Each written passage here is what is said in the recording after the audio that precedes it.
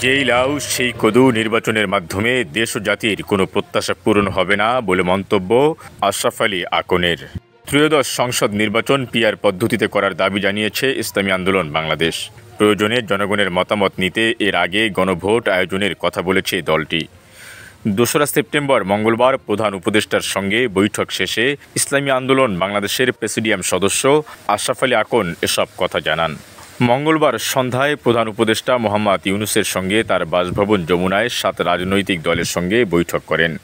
১.৫ ঘণ্টার এ বৈঠক শেষে যমুনার সামনে ব্রিফিংয়ে এসে আশরাফ আলী আকন পিআর পদ্ধতিতে নির্বাচন আয়োজনের পাশাপাশি আইনশৃঙ্খলা পরিস্থিতি নিয়ে আলোচনা করার কথা তুলে ধরেন। পিআর নিয়ে প্রধান উপদেষ্টা কী বলেছেন এমন প্রসঙ্গে তিনি বলেন, ওনারা নোট রেখেছেন, ওনারা বলেছেন চিন্তা ভাবনা করবেন।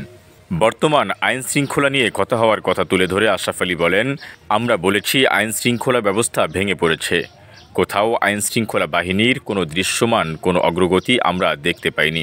আশরাফ আলী আকন বলেন, আমরা প্রধান উপদেষ্টাকে বলেছি ৫৩ বছরে যে জন আকাঙ্ক্ষা পূরণ হয়নি, রাষ্ট্রে কোনো মৌলিক সংস্কার হয়নি, জনমতের শতভাগ প্রতিফলিত হয় নাই যে ধারার জন্য, সে ধারায় যদি আগামীতে আপনি নির্বাচন করেন তাহলে ৫ বছর পর লিখতে হবে ৫৮ বছর পরেও হয় নাই। তিনি বলেন, কাজেই যেই লাউ সেই কদু নির্বাচনের মাধ্যমে দেশ ও জাতির কোনো প্রত্যাশা পূরণ হবে না।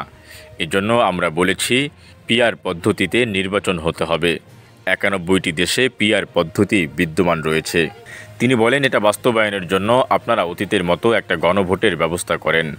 ওনারা নোট রেখেছেন, ওনারা বলেছেন চিন্তা ভাবনা করবেন।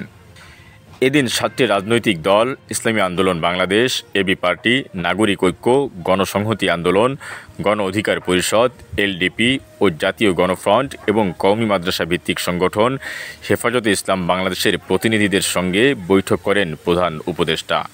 হুসাইন মোহাম্মদ আরমান, ১০ দিক।